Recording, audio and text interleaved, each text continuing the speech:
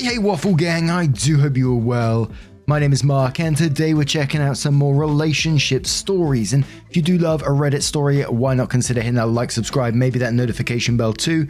Let's crack on with today's first story, which comes from Jolly Old Saint Nicky, who says, I gave my son $800 in gifts and my daughter $4,000 in cash. He took it badly. Our son is 22 and our daughter is 26. She bought a house in July. We know that moving into a new home always comes with unexpected costs, right after you've probably depleted most of your funds. So for Christmas, we gave her $4,000. Our son, we gave a few different gifts, totaling somewhere around $800. Our daughter had to work Christmas, but we did Christmas on the 26th, and she stayed with us for the holidays from then until yesterday. Our son still lives with us, and today he told us both that he didn't want to say anything while his sister was here, but his feelings were hurt by the disparity in the value of the gifts. We explained that the gift we got him were tailored to his interests, but his sister has just passed a big life milestone where money is more important to her right now than sentiment. He said it's still hurtful because it feels like we are more proud of her than him. My wife got really frustrated when he said that and asked why he would choose the least charitable interpretation of our actions. He said that's just how he felt and he couldn't control it. I said that we didn't give her money because we were more proud, but because we had experience being new homeowners and knowing that something always breaks in that first 6 months and it's always expensive. He said that was all fine and good, but it still hurt to get a worse present and feel like an afterthought. My wife asked if he expected us to get him $4,000 worth of gifts. He said no, but he expected the gifts between him and his sister to be equal. My wife said that's the same thing, and my son said it isn't. He said we could have given her the monetary equivalent of what we gave him. I told him that isn't really fair for him to decide how much we spend on someone else's gift. Furthermore, cash is less personal than gifts, so giving her a cash equivalent to what he got would be her getting the worst gift. He said we weren't listening to him, just justifying. My wife said we didn't need to justify anything and he was being entitled. At that point, he said he didn't want to talk unless everyone was civil and he went to his room. He skipped lunch, breakfast for him, today, and when he left for work, he didn't say goodbye, even though I was right by the door. My wife is irritated and my son is clearly resenting us. I can't really decide if we're in the wrong here. On the one hand, we should be able to give our money to whoever we want. On the other, I never want to hurt my son's feelings. Were we wrong? And apparently there was a whole mix of comments on this one particular post. So we're going to start off with Strawberry Lipstick, who says, not the a-hole. I feel like people on here hate favoritism so much that they think you have to treat your kids equally every second of their lives.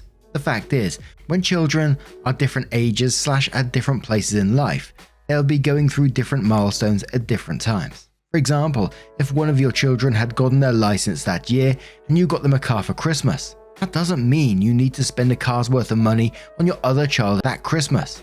That'd be ridiculous. As long as you treat the kids the same in the long run and help them out similarly for these milestones, it's okay for there to be a little disparity every once in a while.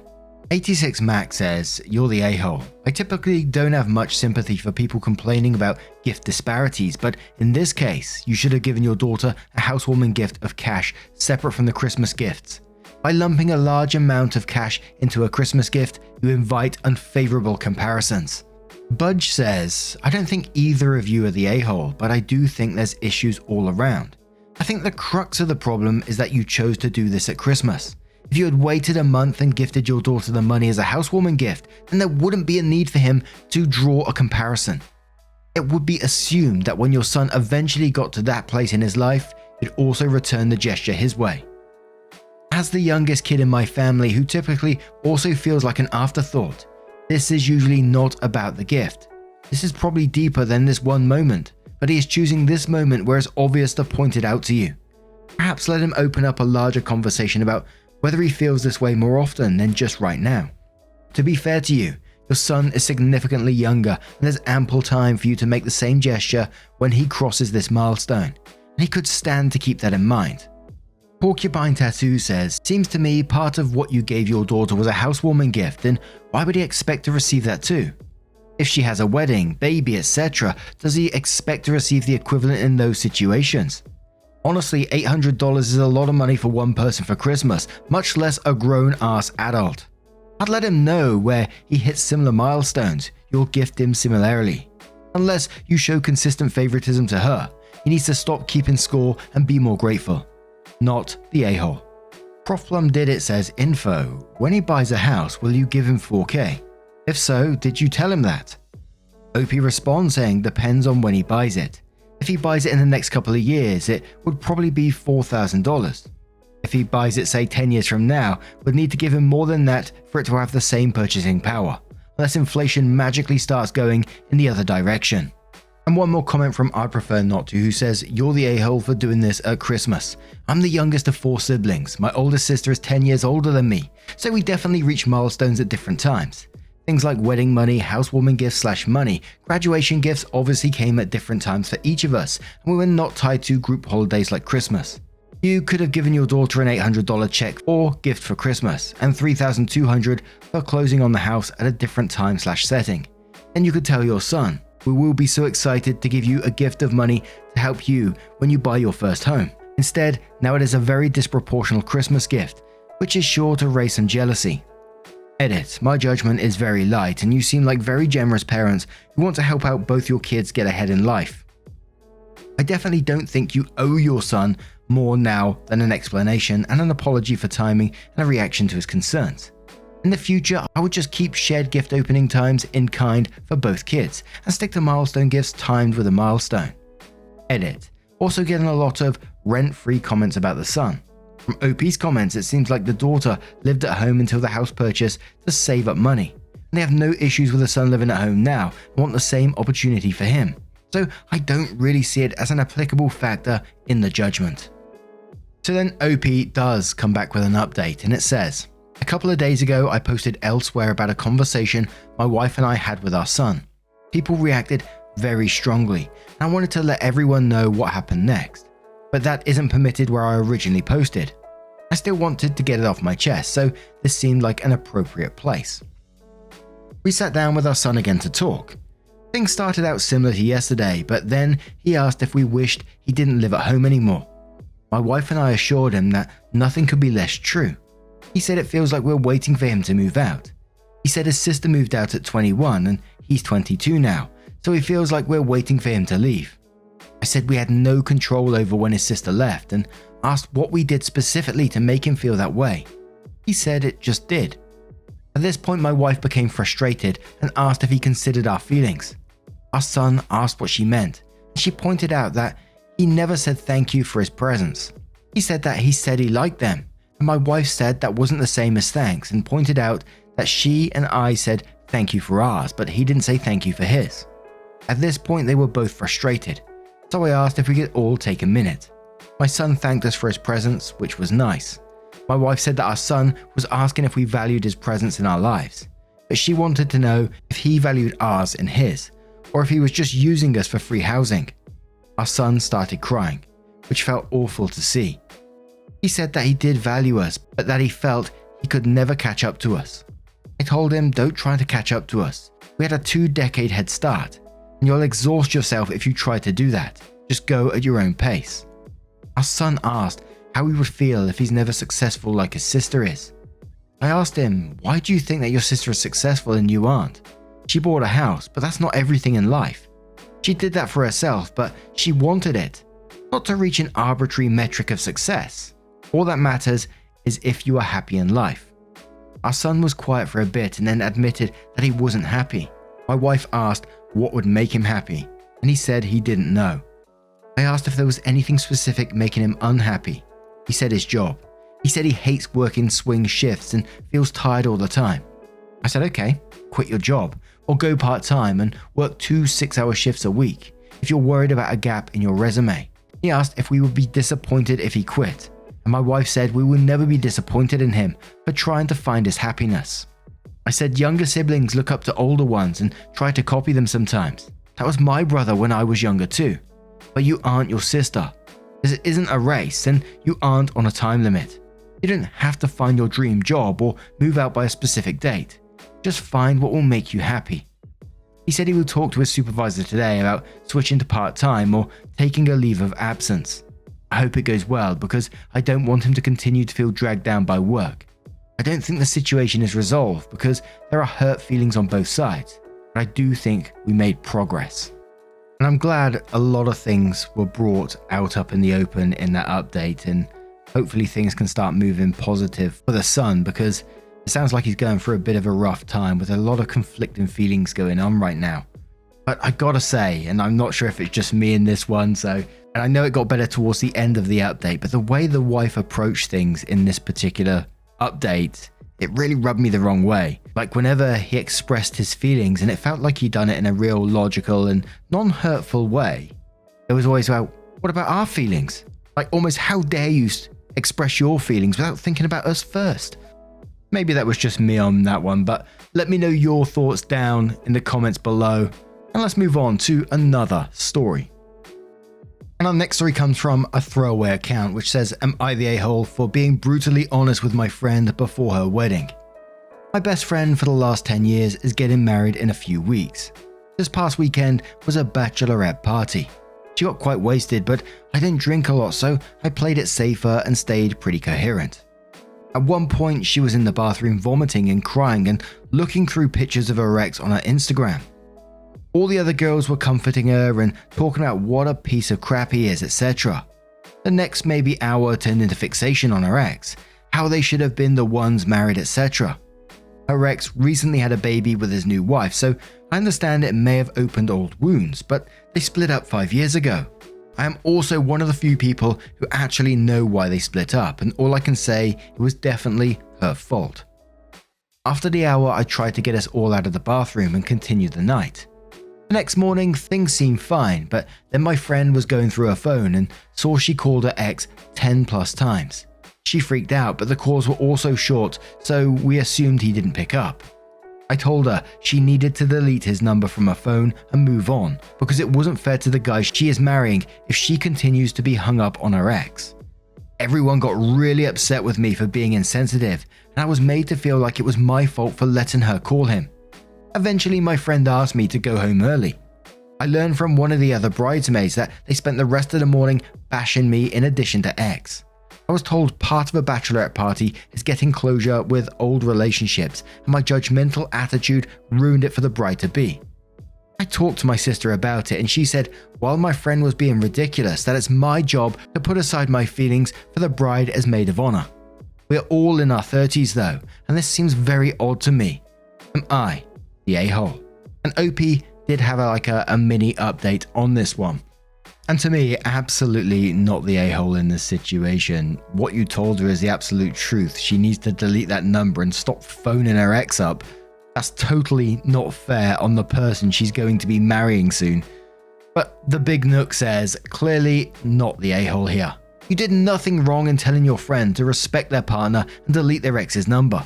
The group sounds problematic, and I hope you don't hold yourself in bad esteem because of their behavior. Pick the Big Nook's comment because he's got a profile picture of Skeletor. Absolutely love that. Hey man! Let's get this party on says, not the a-hole.